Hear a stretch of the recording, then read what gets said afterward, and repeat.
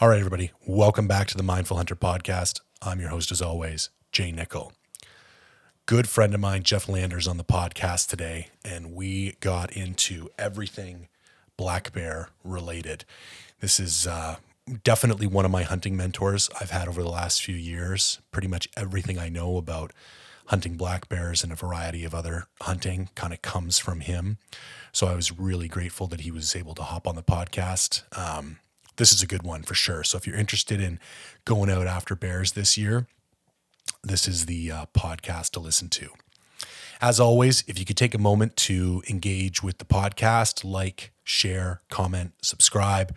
If you want to support it directly, mindfulhunter.com/shop. Go buy some merch. Greatly appreciated. Otherwise, enjoy the episode. So I think it would be cool to kind of step back a little bit, because I think the primary thing for today is I really want to pick your brain about black bear, because it's kind of the next big hunting season that's up around the corner. And it's kind of what everybody's got on their calendar right now. But I thought it would be pretty cool too to back up a little bit and hear a little bit of the story about how you actually wound up with your particular territory. So how long have you had the what's it's not concession. What do you call it? No, it's concession. All right. So how long have you had your concession? 16 years now. Okay. Yeah, about 16. And before that, you were primarily guiding in Alberta. Yeah, I was solely guiding Alberta I started off whitetail in the Edmonton bow zone. I had as many as 16 tags in the bow zone. And then bought the mule deer outfit down in southern Alberta. And then I kind of messed around with waterfowl for probably 4 or 5 years, but it kind of overlapped with mule deer. So yeah, the waterfowl clientele was a lot different than any other clientele in the hunting industry. Very particular, and I just didn't enjoy it as much as I did mule deer. So I just kind of got rid of that, and then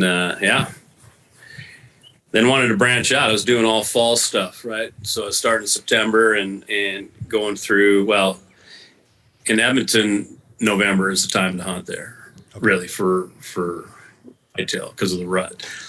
And so I kind of was looking at BC.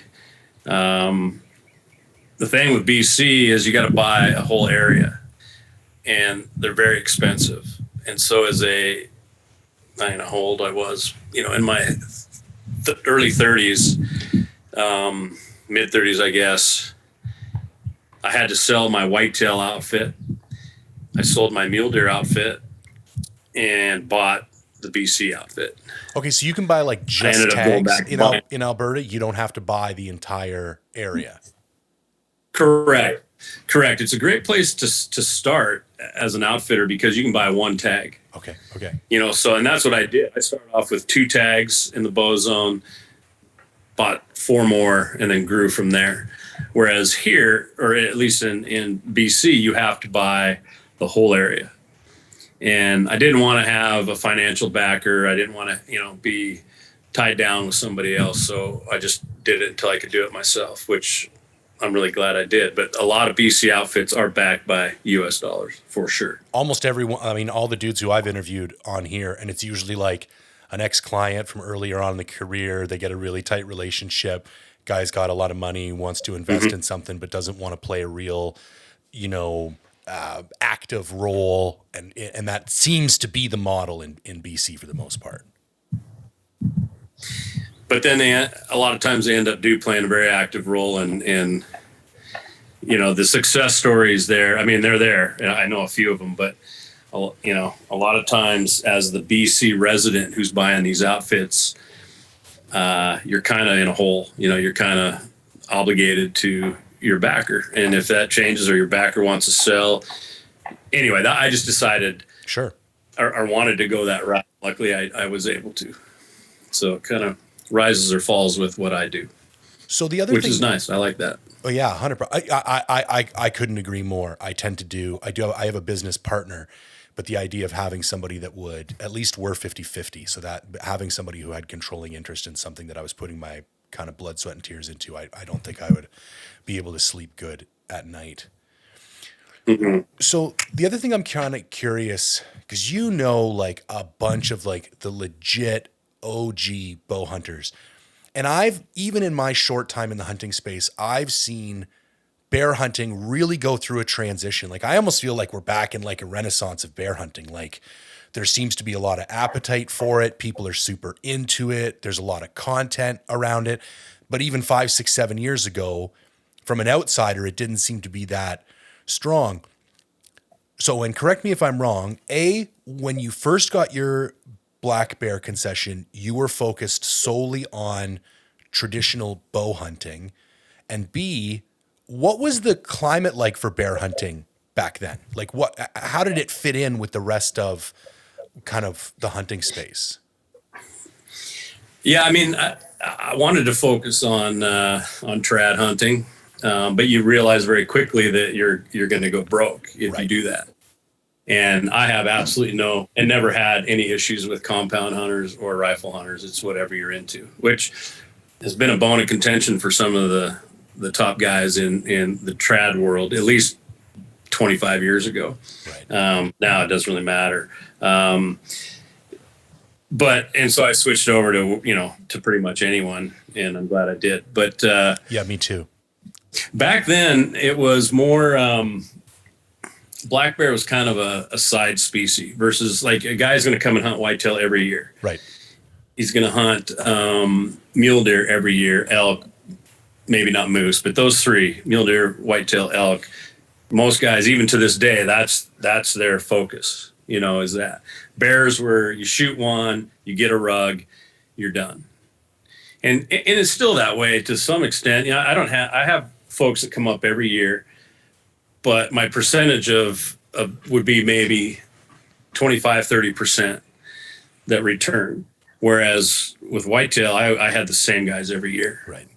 For the whole time I had it. I never had to really look for bookings for, whitetail. Mule deer, little more turnover there than whitetail. But yeah, now everyone wants to hunt them, the bears, and because they're good eating, Yeah.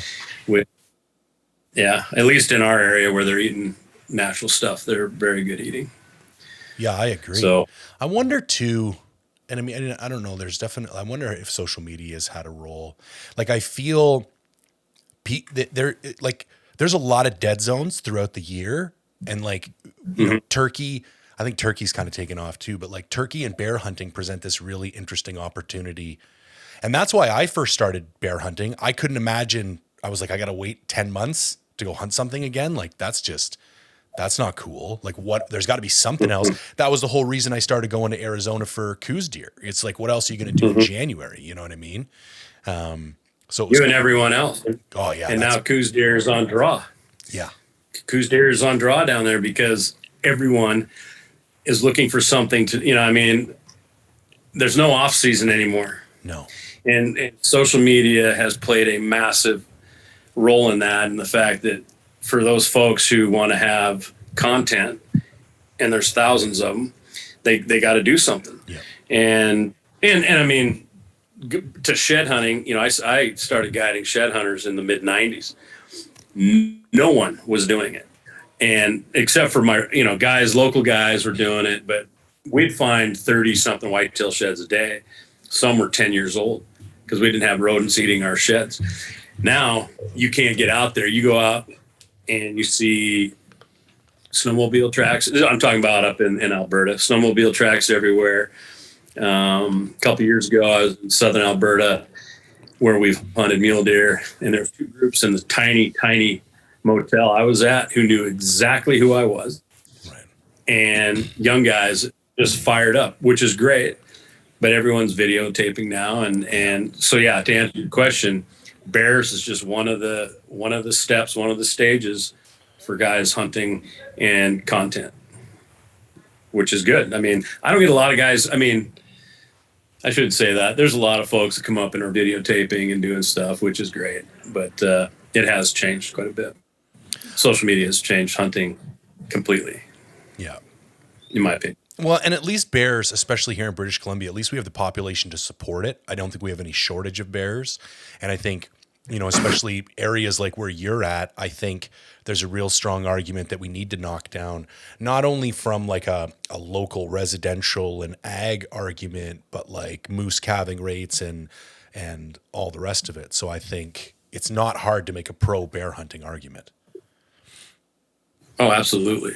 Absolutely. And, yeah, for sure. And you've been up there with me the last couple of years because I haven't had any American clients up for 2 years with COVID, and you've seen it. Oh, it's crazy. I've never seen so many.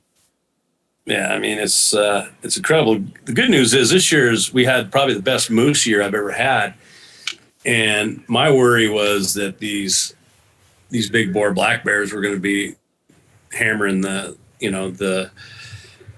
moose calves. And I saw as many moose last spring when you were up there, double calves with cows and stuff. I don't know what was going on, but I was happy about it that they hadn't decimated them. So, yeah.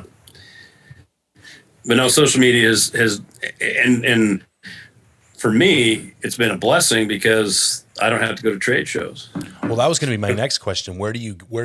Seeing as the return rate is not as high, that would lead you to the conclusion that you got to have a fairly significant influx of new hunters every year. And you're not like an aggressive, like some outfits, like it's just nonstop, but I don't hear a peep from you about, unless somebody cancels last minute and you're looking for a fill up. I've never heard a peep from you actually like aggressively trying to sell hunts. So is it mostly coming in off of social media?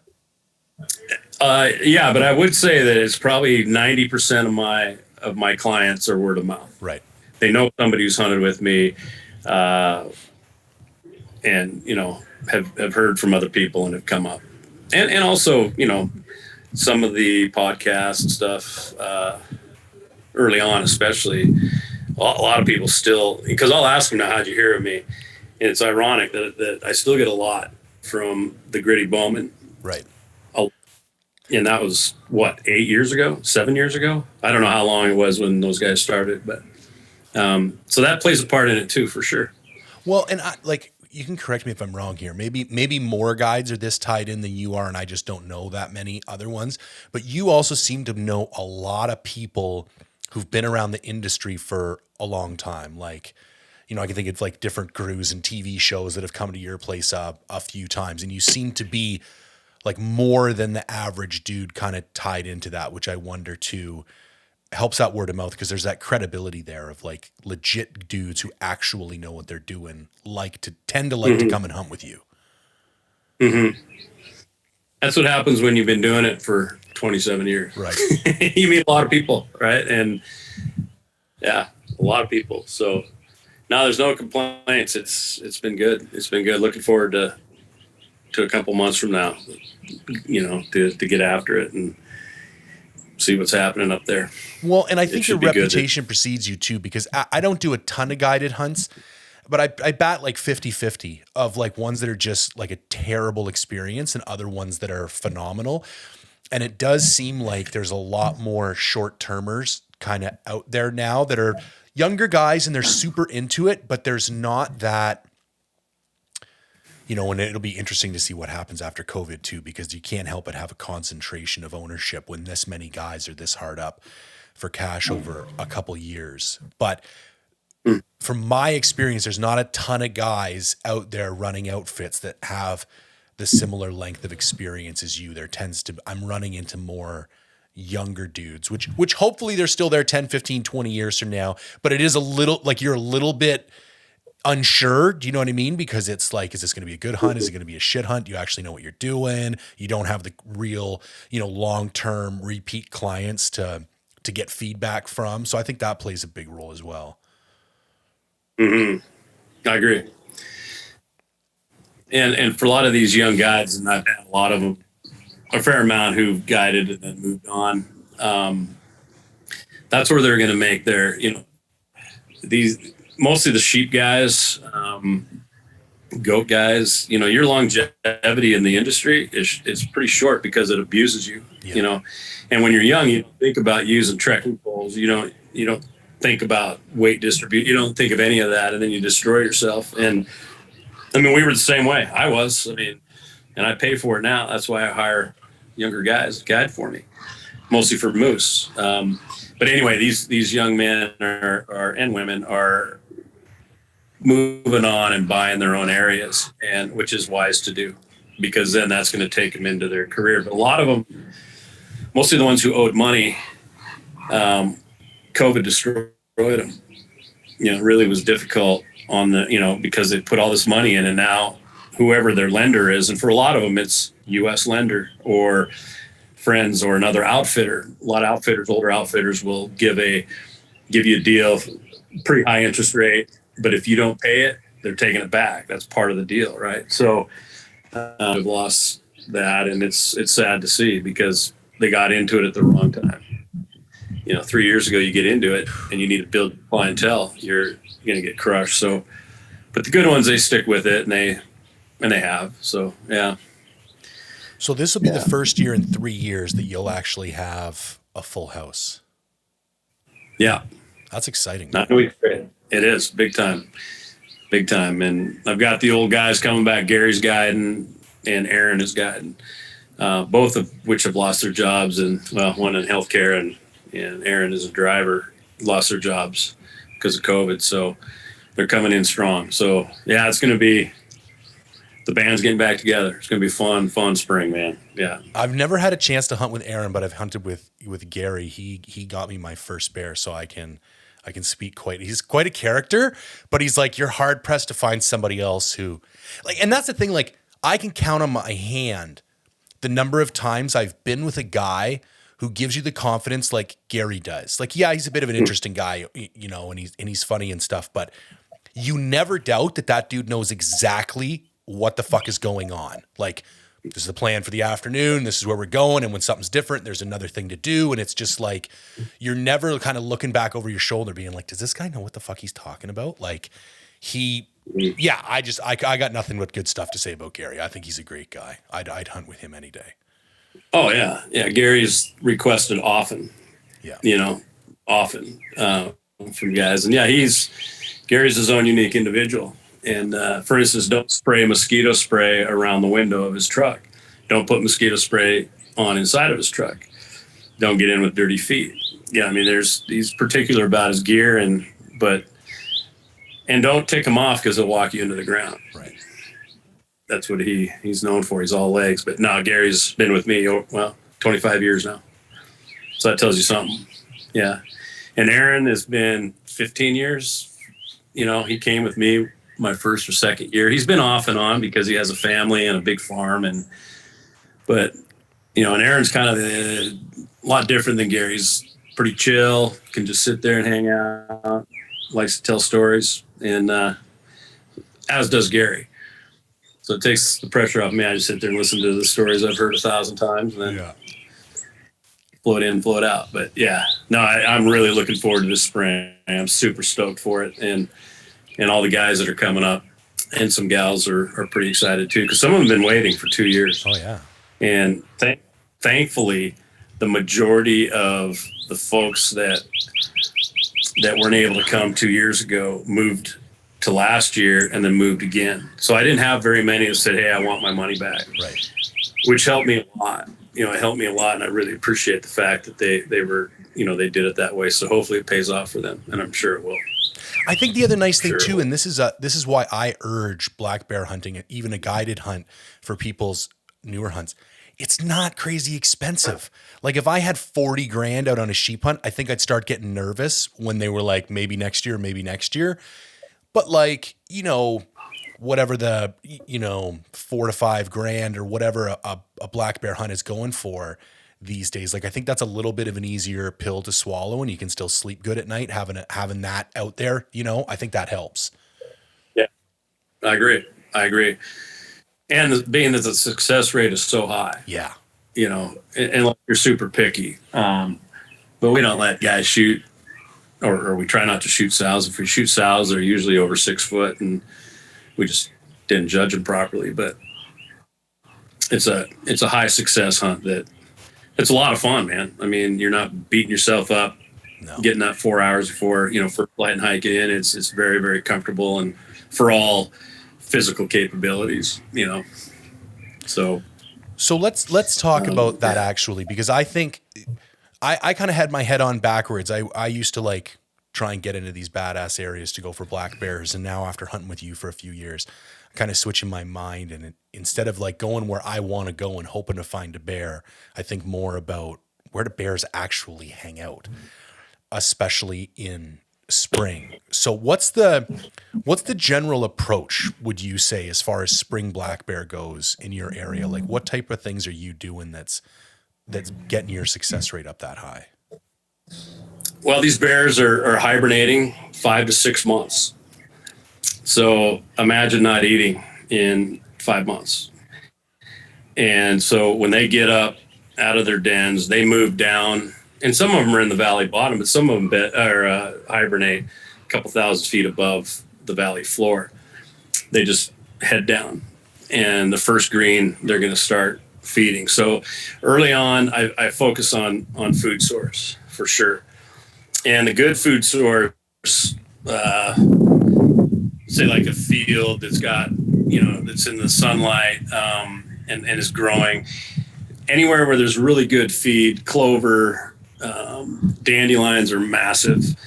Dandelions don't start popping until mid-May, but any places like that I focus on because the big boars are going to come in and I mean, it's territorial for them. They get into a good spot, nothing's going to mess with them. Right. And early on, like we're starting this year, the last week of April.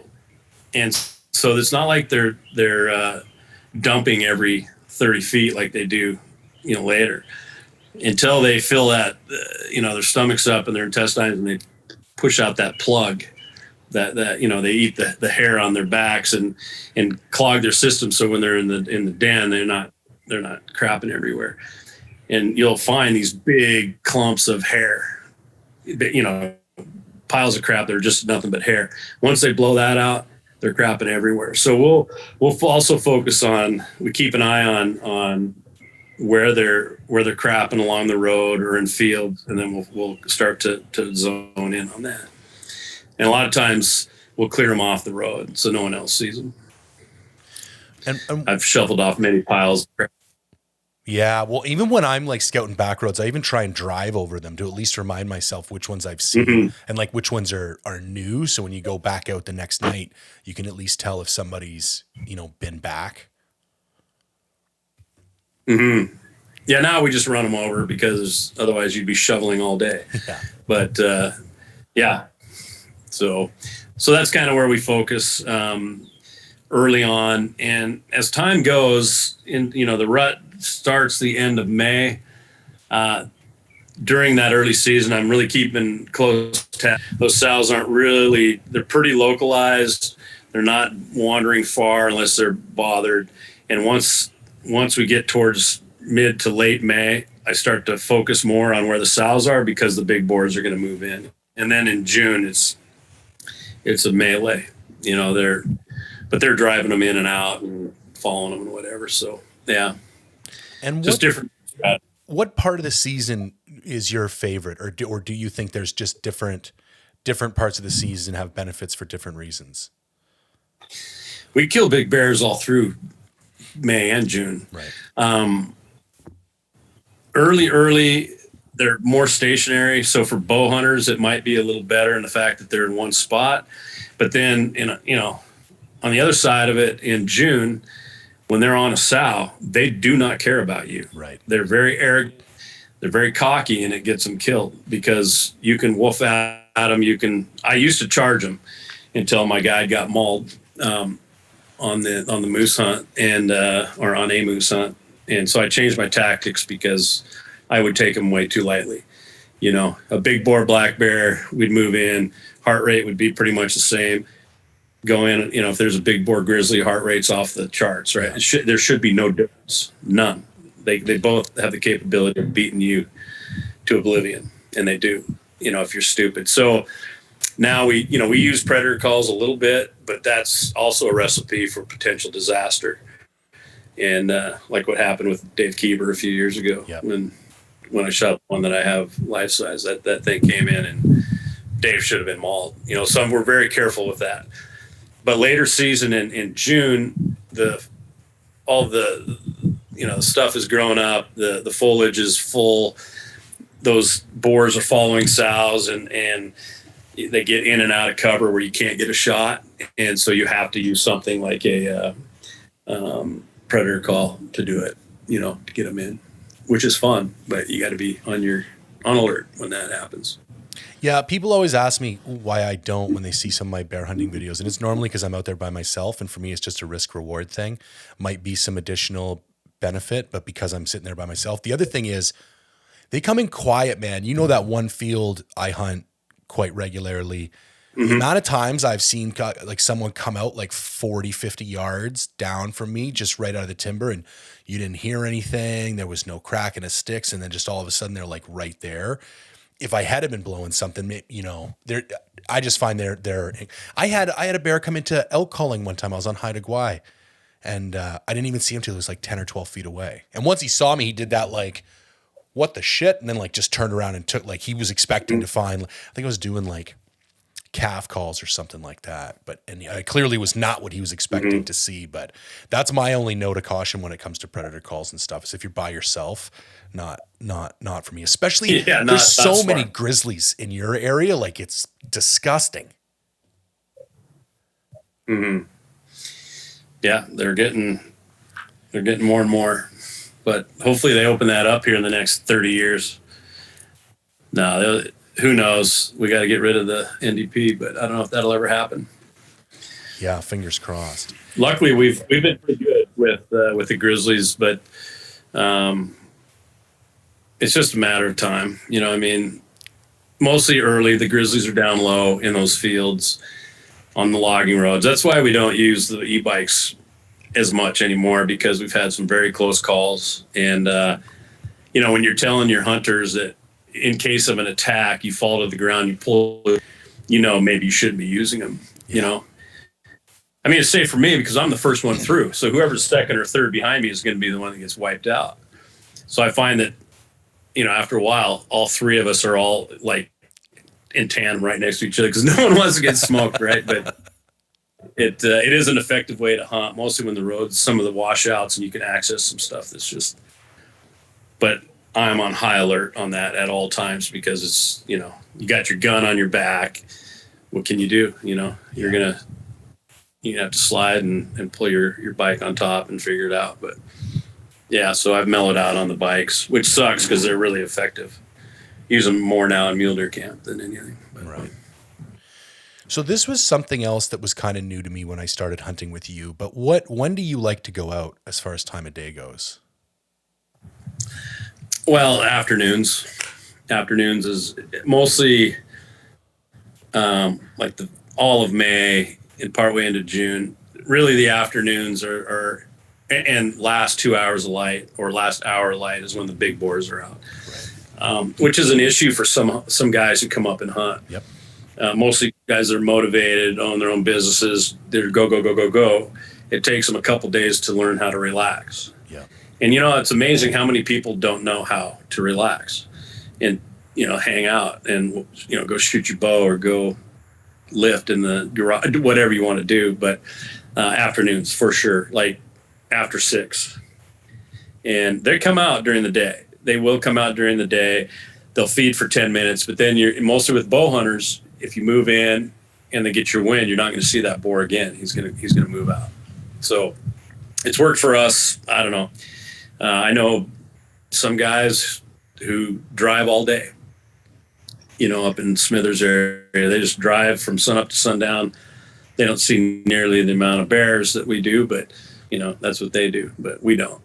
And then the rut, we will go out periodically during the day. We'll probably, with the 3 guides, myself and the other 2, we'll alternate. Maybe one day Gary will take a guy out for a couple hours and just kind of look around, mostly if they're rifle hunters. And then I'll do the same or whatever, because you do want to get out and you do want to get after it. But you got to be smart with these things. They smell amazing. They can smell you better than any other critter, and they don't mess around. That's why they're 10 plus years old when they're mature. They know the deal, right? So, yeah. I don't know. How'd you handle that when you came up? You probably didn't. You're kind of a motivated guy who's go, go, go. I don't remember. I mean, I remember when you were there the first time, but I wasn't guiding you. So, and if you're complaining, I just ignored you. But you ignore me anyways. No, man, that's what I love about it. Like, I'm the dude who needs a day or two to like disconnect. But it's the same reason I love going in the backcountry. Like, I'm embarrassingly addicted to my phone. Like, my wife hates it.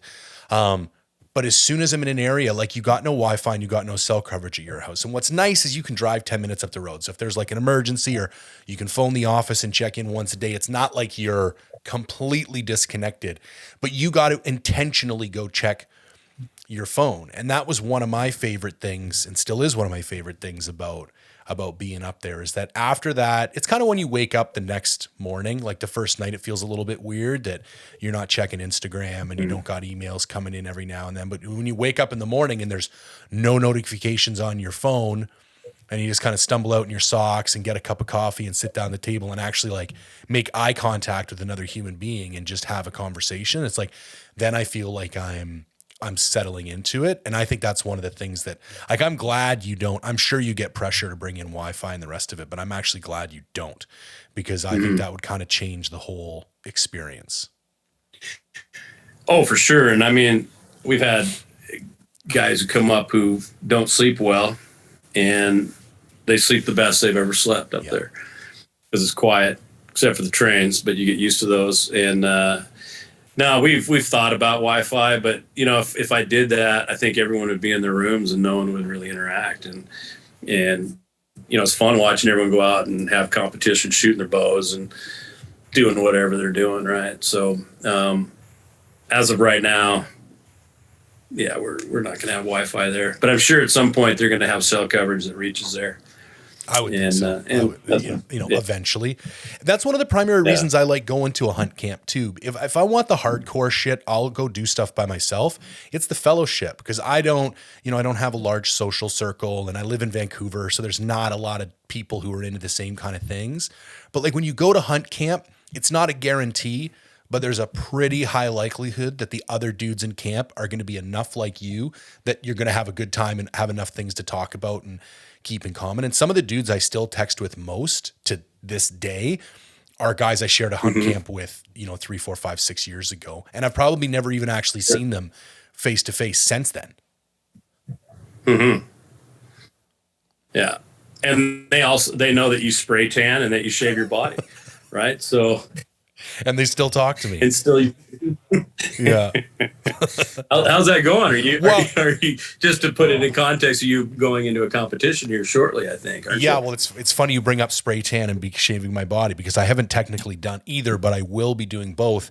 As of tomorrow, tomorrow's Friday, it'll be 18 weeks. So starting to feel a little bit real. Like the nerves start to sink in, man. When you start looking, like you're going to be up in your underwear and on stage in front of a pretty large crowd of people. And more than that, like I've never been like a shredded guy, and like I like food. If anything, I probably like food too much, which I think is why I'm so fascinated with bodybuilding, because it kind of forces me to confront one of my fears, is that I'm not going to have the willpower to actually be crazy strict for 4 or 5 straight months in a row. And you know me well enough now that that's probably why I do half the shit I do, is because it scares me, and I got this need to convince myself that I'm not a pussy and I can do it. But it's actually starting to get exciting now. Like I've been dieting since mid-January.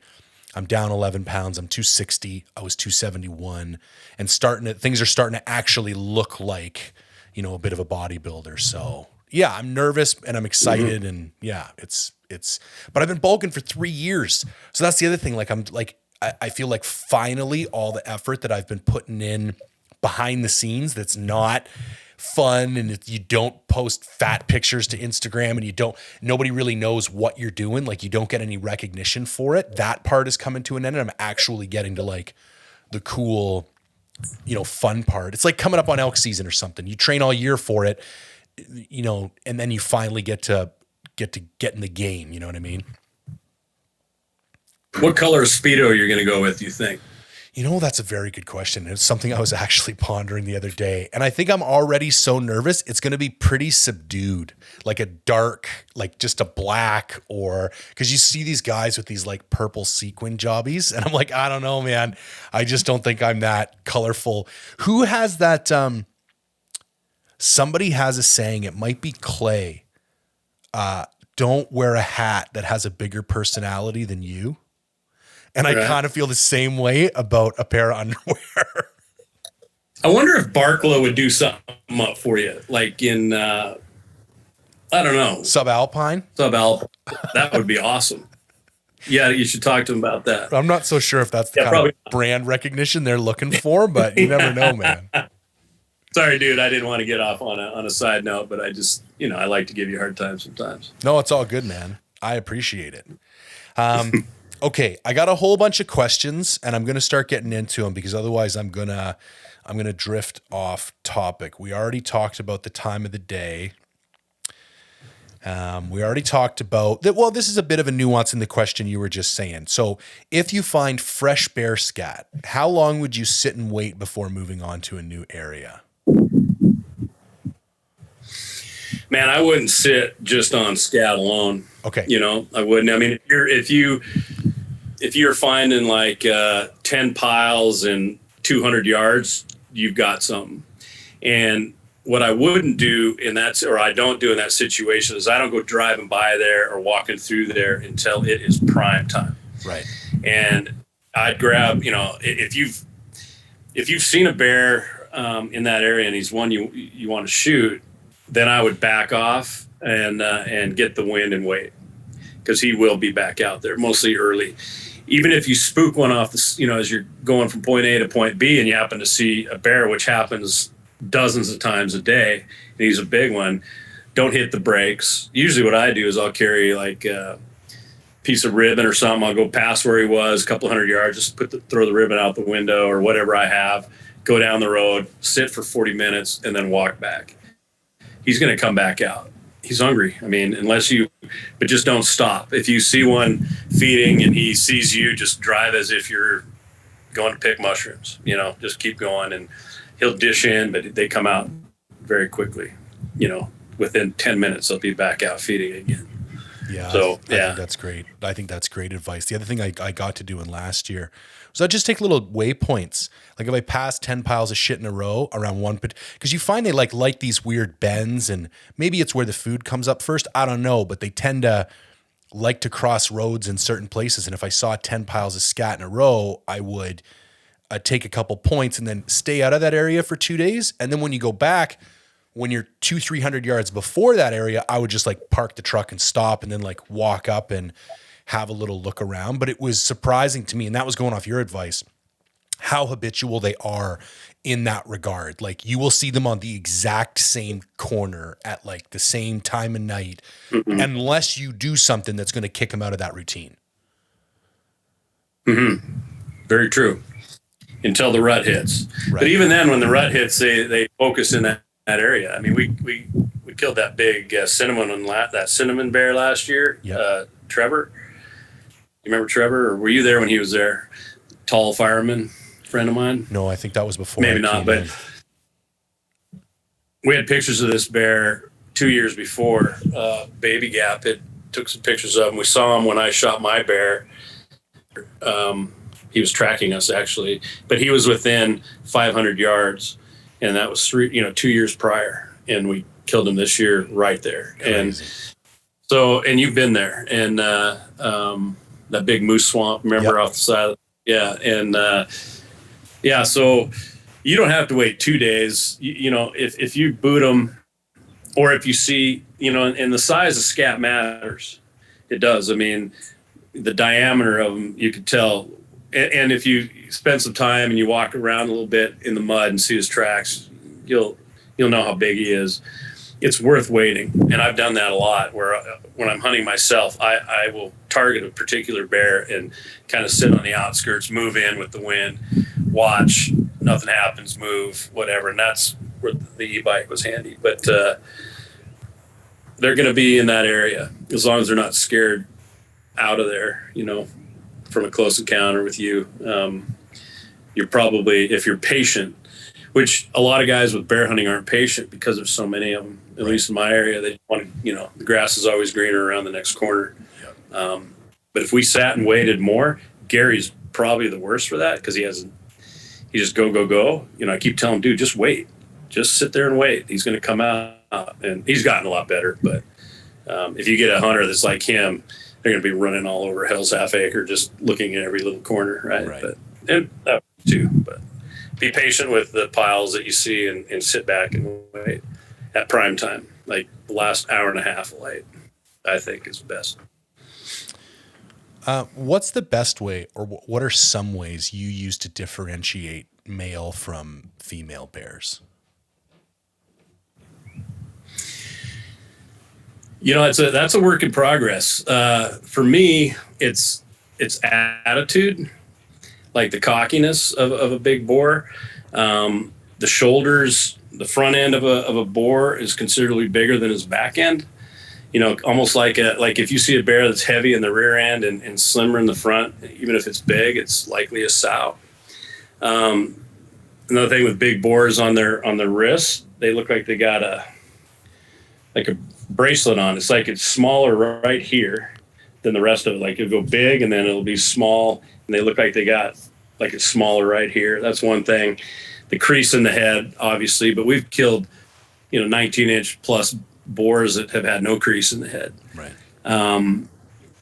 The width between the ears, if you could fit 3 ears between his 2 ears, you're looking at a big bear. But then you get these bears that are really long nosed, which are ironically the ones that score. They got the big long nose and thick. Like if you got 3 inches top of nose to bottom of the chin or more, that's a big bear. The small sows will be like 3 inches and they're real narrow there. But don't base, each bear is different. And so a lot of guys, when we're looking at big boars, they might be tall and 5% of their body weight in the den. And some have had harder, genetics and whatever. But so you get a lot of tall and long bears, but they look skinny. And that always throws people off. Don't base necessarily by weight, but by length, by shoulders, and attitude. Like a small bear will run. If he sees you, big bear will stare at you and kind of look away and then look back at you. Rarely do they run off, like flying out of there. They just kind of, and a lot of times when they dish into the bush, you can move up there and he won't be far, mostly if you're making some noise, like woofing at him. But again, I've kind of mellowed out on the woofing stuff. I used to charge in after them and woof and they'd hold their ground and we'd get a shot, but I don't do that anymore. Yeah, I don't do that anymore. I think one of the lessons I learned last year was be careful with optics as well, because up until that point, every bear I'd shot, I'd pretty much seen with my naked eye. And so I was judging in real time. And when I looked, I shot a smaller bear than I should have last year and incorrectly guessed the sex. And I think part of it was I was looking through a $6,000 spotting scope and the thing just looked gorgeous to me. And I think if I'd have stopped for a minute and just, because that's the thing, especially with archery, like you're going to be within 150 yards for a while before you take a shot, or it's going to be on the side of the road and it's going to happen pretty quickly. But then you're close enough that you're judging it in relation to the other things that are around. I think a lot of bears, when they're filling that optics field of view, they look great. And I think I need to back out a little bit and look at them in relation to everything else that's going on. And then you're like, yeah, that's not really, he's an okay bear, but it's not a shooter or whatever the case may be. I think it can play tricks on you that way. No, that's 100% correct, because you can, I had one guy that killed a bear and it was like 100 and something yards. It was with a gun. And we walked up to it, looked like Mickey Mouse. Yeah.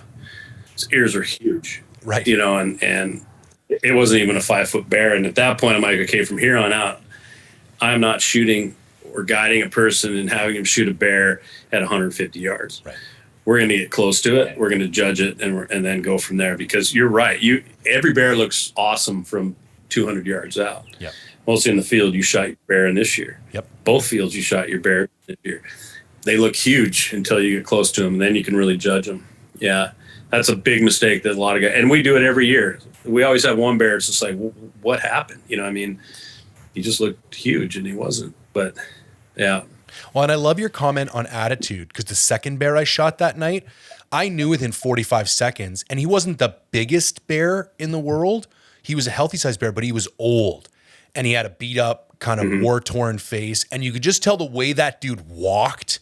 It was like this dude's seen some shit. Like he just walked in tension, and he had that jiggle to his fur that it was just like he had that Ripley kind of look. And you just don't get that with the smaller bears. They have like a lighter footprint, and it's not as like plodding. And I think the only way you really get that is to just sit back and like watch them. Like you can judge a mule deer in its bed because you're just looking at a rack. It doesn't need to move. It doesn't really need to do anything. I think bears are different in that regard. I think you're better off letting them do their thing for a little while and looking at that behavior and that attitude. I think that'll tell you a lot.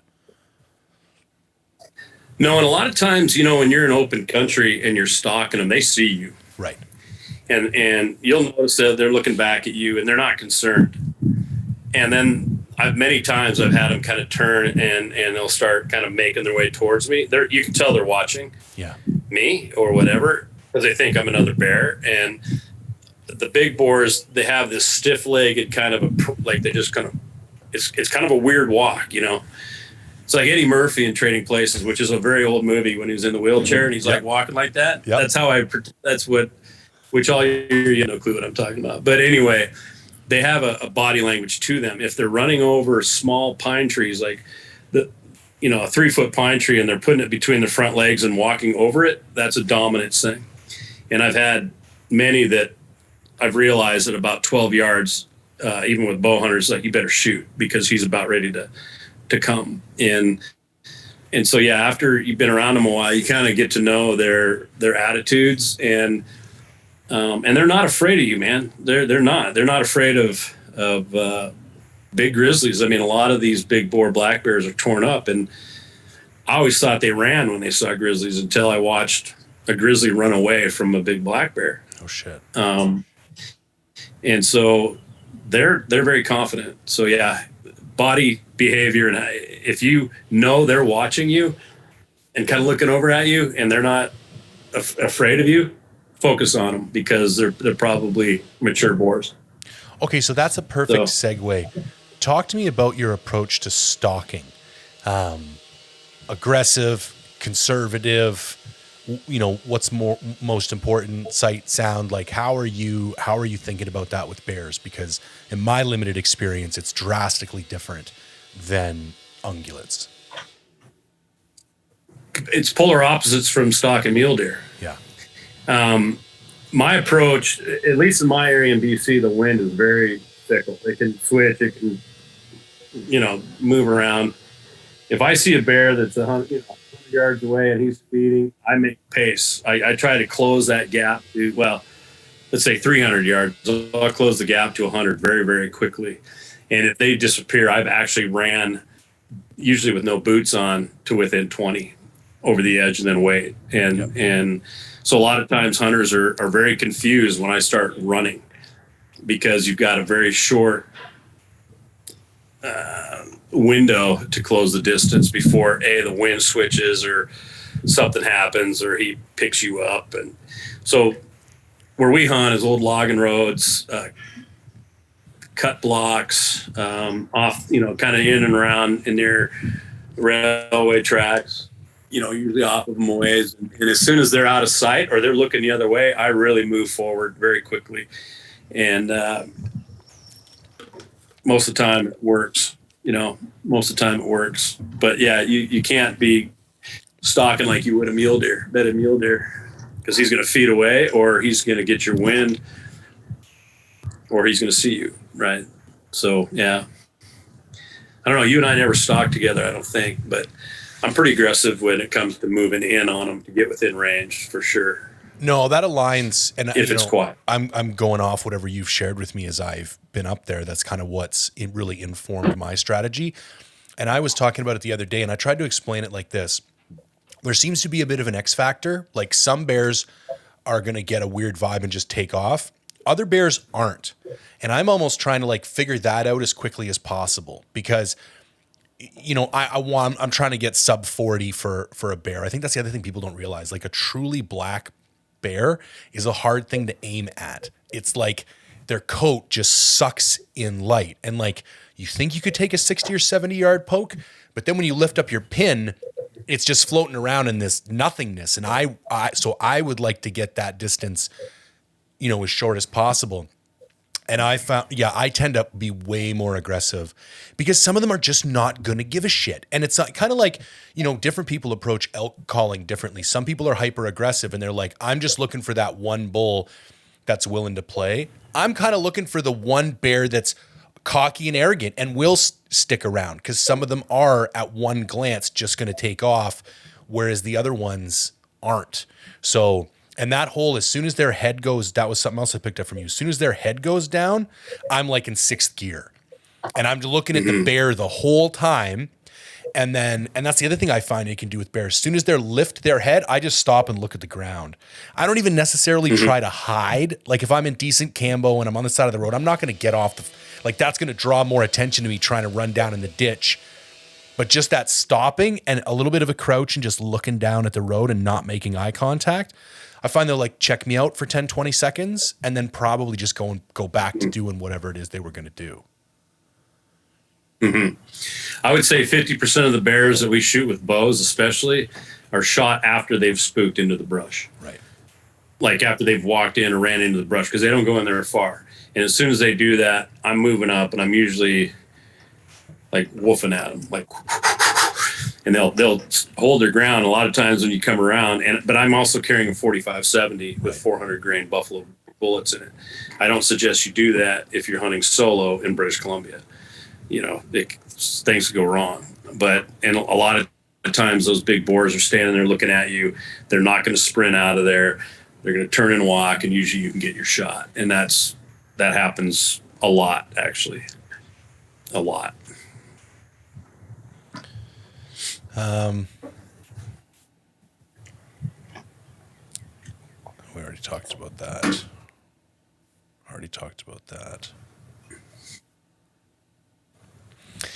Rob has an interesting question. I'm not sure exactly what he means by this, but we've talked about this a little bit, but how soon would you feel it's okay to go back and invest in an ambush hunt? So maybe he's talking about gut piles or something, but we've talked a little bit about how long you think it tends for them to come back out. On a gut pile? Well, he says in an ambush hunt. What else would you ambush up? Well, maybe he's just meaning the ones we see on the road and then we scare them away, which you've kind of already got into. It could be as little as an hour. You remember that one I shot in the ass and it came back out? Yeah. The humongous one? Yeah. With the chevron. Yeah. I think that's a good answer to that question. Like I literally shot a bear in the ass, like shaved the hair off of his ass. And that was probably between 5:30 and 6 o'clock. I went over there. I looked for blood for 45 minutes, found nothing, decided to pull back out. And around 8 o'clock, that dude literally walked out. And I know because I went back to my same where I was spotting from. So the spotting scope was in the same position and everything. And that bear literally came back out to the exact spot I shot him, probably 2 hours after I shot him. And I could see the 4-inch kind of bald strip on the back of his ass. I think maybe what Rob's asking is like if you have, like for instance, most of these bears, and we've tracked them back to their beds many times, they're not bedding very far from where they're feeding. And a lot of times their beds have been there for years. Like it's blown me away. Some of these places, these bears have been there for years. It's their place, right? So if they're coming out to a certain place to feed, I wouldn't set up on where the trail's coming into the feed. I would, because at least in where I'm at, the wind is so bizarre. So let's say there's a field, they're coming out in a corner. I wouldn't set up in that corner. I would set up back downwind, far enough away where you can maneuver along the edge and get him when he comes out to feed. But an actual bear trail, mostly in timber where I'm at is really risky. And he gets your wind when he's in his bed. He's not coming out there. So I would sit back a ways and watch, and then when he meanders out, then go after him. But yeah, I don't know if that's what he was asking, but in my area, that's what I would do. I would do that. That makes sense. Err on the side of caution. These things are wicked smelling. So. Oh yeah, 100%, man. Okay, so this is something, being in BC, we tend to just go on Crown land and we never really have to worry about private property or something, but bears are really the first time I'd ever thought about this. What's your thoughts on, going and looking for some permissions and stuff, for some ag fields and stuff? Like, is this a good tactic for, like, regular dudes to, specifically for bears, do you think?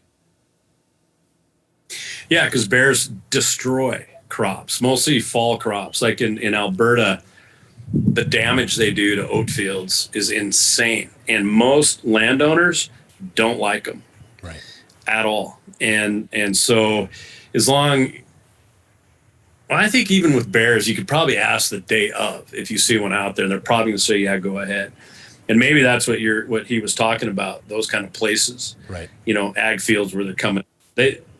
Like in the northern part of Alberta, it's really a problem. It's kind of like pigs down here in Texas. Right. Landowners don't like them.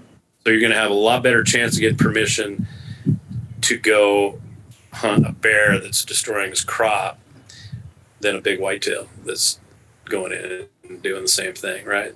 At least in Canada. I'm learning down here in Texas that it's a lot different here when it comes to permissions, and people just like, no, man. It's like I asked, can I take my dog and do training on your field? No. It's like, really? I'm your neighbor, but whatever. It's different down here, but in places in the West, those landowners don't like them. And last year I had calls from a few landowners who were adamant about me not hunting bears. And now that they're kind of running everywhere, they say, hey, can you come kill this bear? It's, it's like, no, I can't. It's a grizzly, and you're putting fish guts in your garden to grow your lettuce. That's probably why. Yeah. So I have gone down and tried to scare them away, and shooting in the air or scaring them out.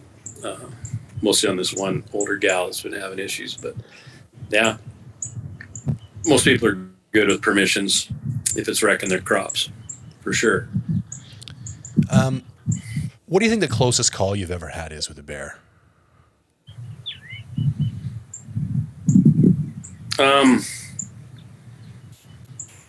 There's been a few. Trying to think here. We had a wounded one that charged that had to shoot. Probably the one with Dave 2 years ago when we were using the predator call. And we were after a different bear in a swamp. This is outside of my area, and I was just hunting on my own with my longbow, and he blew that call, and this bear came into him. It was 12 feet, 4 yards. I heard the hammer go back. I turned around, looked, saw the bear staring at him. And Dave's got a health issue. He's got what's called an LVAD, which pumps his heart. He's got his heart's on the right side of his chest, and he's had all the valves replaced. So it's kind of a ticking time bomb. And so he was staring at this bear through the scope of my gun, and I ran, and the bear kind of turned, looked at me, stood up, and I drove an arrow through his sternum. That wasn't necessarily me. I've been pretty fortunate with run-ins with bears. We've had some close calls, but not like my guides, Gary, Aaron, the one moose guide who got ransacked in the tent. I've been pretty fortunate. So, yeah. Yeah, I'm the same way. I've had more close encounters forestry engineering than I have ever hunting, and they were all just like walk by things. I've never had anything where I was legitimately concerned. Talk to me about shot placement and your philosophies and how they might differ between a rifle hunter and an archery hunter. Completely different. With rifle, we want them to shoot them in the shoulder, right in the ball of the shoulder, right there, where it just drops them. They're not moving, and if you hit it right, they're not moving. And the problem with that is if they're a little bit off forward, mostly forward, that bear is going to be gone, right? But we try to shoot him in the shoulder for an instant drop, kill, reload, and if he gets up, shoot him. With a bow, I tend to have my hunters stay away from the shoulder. The shoulder can stop an arrow pretty quick. So I tell my guys, go center, dead center vertical, dead center horizontally, and move forward about 3 inches. So give that front shoulder good space. And if you hit them right, they don't go far at all. They're dead in under 100 for sure, usually under 50. But yeah, which is a little different than a whitetail where you can sneak it in there, go in the crease. But, you want to avoid the crease on a black bear with an arrow. You want to be back a little bit. It seems to work great. Yeah, man, I've seen some funky things happen with bears shot with rifles in your area, like that little dead zone there between like above the lungs and under the spine, where they can just seem to like soak up a 30 caliber bullet, go for a barrel roll, and get off and sprint into the woods, and you're just like, how is that even possible? Mm-hmm. So they drop when you hit them. Yeah. I remember Chris's bear came right down. Like we're like high-fiving and shit. And then the fucking bear's running off through one corner of the field. You're like, what? Yeah, that's why I'm yelling, reload, and everyone's celebrating. It's like, reload, because I've watched them many times get up and run away, and we do not find them at all. I'm more nervous with a rifle than I just think because I've had such good luck arrowing bears. Like the 2 I've arrowed up at your place, the one dropped where he stood, and that cinnamon one ran 30 yards into that creek bottom. I feel more confident, and I guess because you're closer. So, but I've had a couple weird instances with the rifle where, I got to admit, I still have a little bit of anxiousness when I pull the trigger with a rifle on a bear. Although I brought that 300 Win Mag last year and did the same thing, the shoulder shot, and both those bears didn't move 6 inches. It was like somebody just pulled a rug out from underneath their feet. Like they didn't even fall. They like just dropped. Like it was crazy and didn't move an inch. One needed a finishing shot, but he was physically incapable of moving. So it was like, and that leads me to my next question, because you're in a very particularly thick area. How do you approach tracking, and when do you decide to go in, and when do you decide to leave it and come back? I err on the side of caution. And so most 99% of our bears are shot in the evening.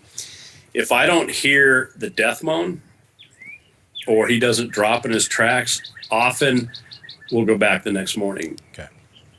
With air, with bow and with the gun, because you got 6 inches of hide, 6 inches of fur that soaks up that blood. So a lot of times you're 50 yards and, or 30 yards until you find your first blood, and it's thick, and you push them. If it was a bad hit, you push them, you're not going to find them. It's you'll find them if they're bleeding and whatever. But usually we back out. It's cool enough in the evening, nothing's going to get wrecked. Go back in the next morning, first light, and then carry on with our tracking. Unless we hear the death moan, we see him die, or you hear him crash in the brush. That's kind of how we do it. I've never lost any meat that way, going in and it's rotten or whatever. It's never the case. So, yeah. Yeah, it's stressful up there, man. The couple times, like that one that I shot, you go in there and you've got like sword fern up to your nipples and other stuff, and it's like this could just be a black ball laying anywhere in here, and you wouldn't see him until you kicked him in the ass. Like, and the last thing you want to do is be creeping up on an injured predator in the forest, like. And I don't think you think about that because you tend to see them at the edges of fields or on railroad tracks or on the edge of a river. So your mind is like, oh, this is open, and you take the shot, and then instantly they're just gone. And you're like, shit, didn't really consider that was right there, you know? Hmm. Yeah, I mean Gary tends to go in and look a little bit, which I've given him crap for over and it's worked out for him. But I like to go in, like if we have a wounded one, I really prefer to go in with one of my guides, where we've got our system where one guy's on the blood, the other guy's kind of watching, because not only do you have to worry about the black bear, you got to worry about a grizzly that's gotten Right. on it, right? Which I've never had happen. I have had actually where you hit the one in the, skimmed it off his butt right there. One that was shot with a bow, ran in. They waited an hour. Now that was in the morning. They shot him. Went back in. Another boar black bear had consumed all of his right ham and charged him, and they had to shoot him. The other boar that was eating him. That's very rarely happens. I've never seen it myself. Stuff like that usually happens to Gary for some reason. He's always got stories, whatever. But but that doesn't happen very often. The bottom line, we just want to retrieve these bears, and we use the tactic that best ups our success to do so. And it's worked. Usually if we lose a bear, it's because it was shot in the shoulder with an arrow. Not very many gut shots. We've had some gut shots, in which case we definitely don't go in, and we wait and then go in and hopefully find them. And they don't go far. If you don't push them, like any animal with a gut shot, it's pretty brutal. As long as you leave them alone, they're probably going to be within 100 yards and laid up, hopefully. Yeah. But I think we've done like a good overview. What have I missed though? Like, cause I know there's going to be a lot of dudes going out for their first or second kind of black bear hunts this year. Any other like advice or things that you'd pass on to these dudes? Well, in BC, keep the meat, man. Like my wife she didn't eat wild game before she met me 9 years ago, and bear is her favorite. Keep those forearms. Those are the best cuts on the bear, in my opinion. Ossobuco and whatever. It's just amazing cut of meat. I think, and I used to do two bear, where guys could do two bears. I don't do that anymore, but you just got to realize these black bears are amazing animals. They're solitary. They spend their life alone mostly, unless they're sows, but the big boars alone. They've got a pretty good range.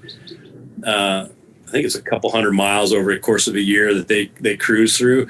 But a lot of people just want to shoot them and then go and shoot another one. And you got to realize, these are pretty special animals, even though there's a lot of them.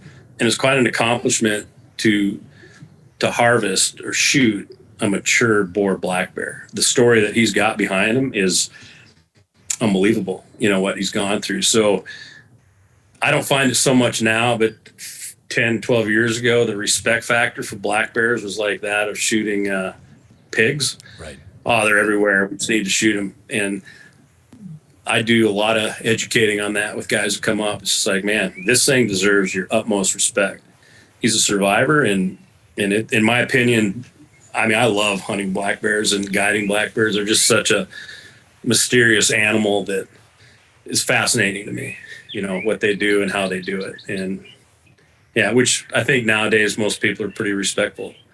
They're just not winging bears. And, I had one guy that shot one, and he didn't even want to take pictures because he had two tags. He goes, let's go shoot another one. And he owned this huge company in California.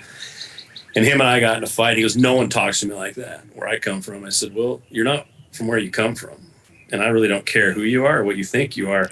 We're going to take photos with this bear, and we're going to respect this bear. We're going to skin him out. We're going to enjoy it. And then tomorrow we'll hunt again. And he never came back, and I wouldn't let him back anyway. But I don't get many people like that. Nowadays, hunters are conservation minded, and they understand it. And that's a good thing about the internet, is that there's enough people out there pushing it. Clay Newcomb with I think he's with Meat Eater now, but with Bear Hunting Magazine, that dude is throwing stuff out all the time about conservation and doing what you need to do. So you shoot a bear, it's a good thing, and enjoy it, man. And keep that neck meat too. That's another one. Oh, I love bear. I think the other thing that surprised me about bear, because like you don't need to have too many encounters with a big mule deer or a big elk to be like, I love hunting these things.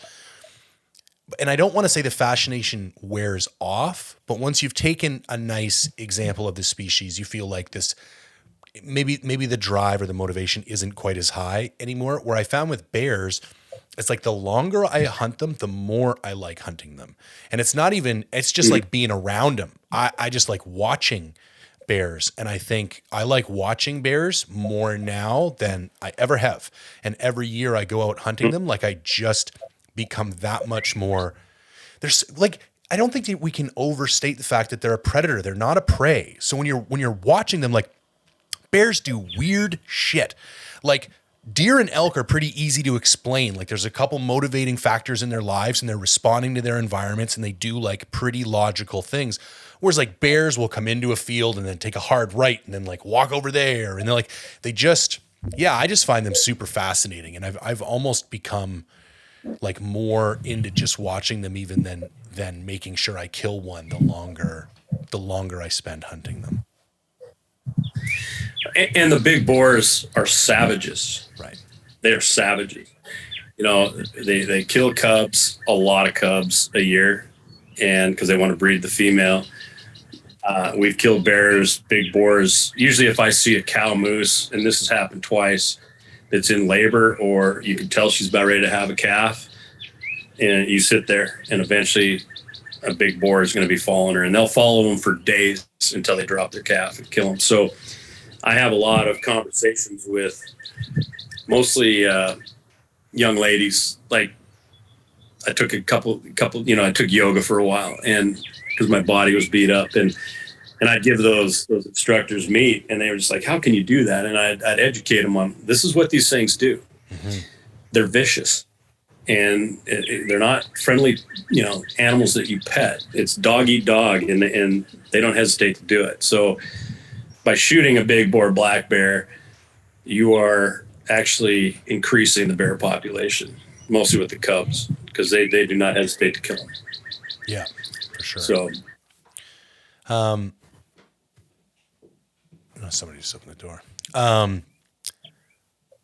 Did your wife probably want to ask a couple questions? No?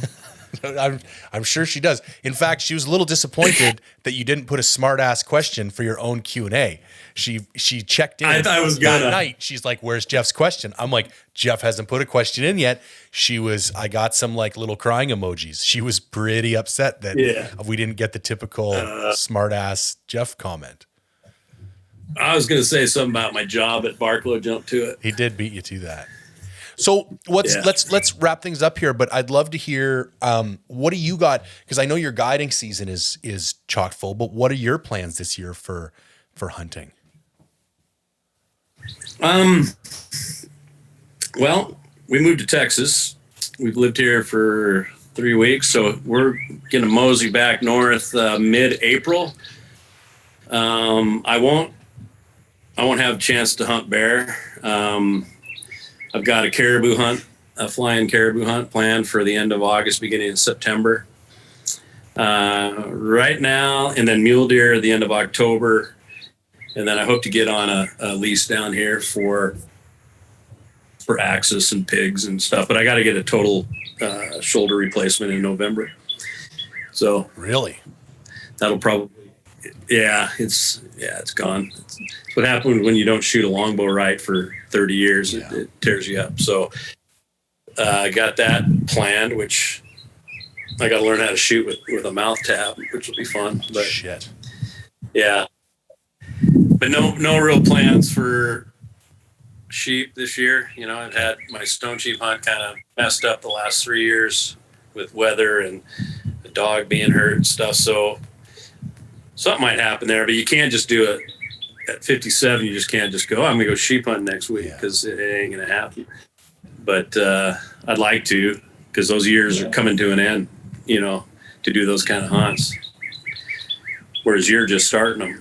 So how about you? You're probably got all sorts of stuff. You're going with your dad and... Yeah, like I got fewer hunts this year than normal, but they're kind of longer. I don't know what my plans for spring bear are. This is the first year in a long time that it just might not happen with the bodybuilding competition. It's kind of going to be right in that last 6-7 weeks. And I got to be pretty religious with my food and cardio. And I'll probably also be a pretty shitty person to be around because the calories are so low. So I'm not really stressing. There's a couple dudes here who've never hunted before that I might just take out for some day hunts in Squamish and Hope. Just to get them out in the field. So we'll see what happens there. The big one for me, I'm going to do fly-in sheep 14 days solo. Oh, really? Yeah. I was going back and forth, man. And, I kind of switched up my attitude. This cat is driving me nuts, man. I kind of switched up my attitude. I kept trying to figure out a way that I could go kill a sheep this year, whether that was maybe finding somebody that, had some experience, or maybe somebody wanted to share a spot. And then the longer I thought about it, the more I realized my perspective was flawed.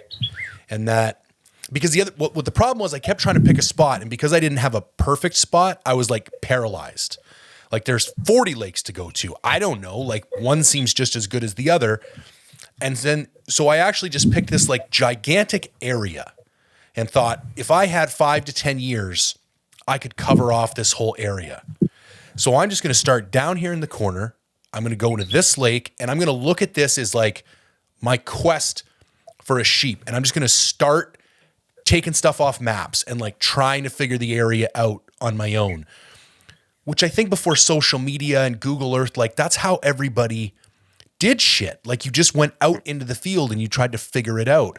So I booked a float plane. I cleared it with the old lady. She's going to give me 14 days. I want to go in solo. And I bought it's not here yet, but I bought one of those alpaca pack rafts because nice. On the lake, there's 3 or 4 kind of different ranges that you can access to. And I thought it'd be super efficient.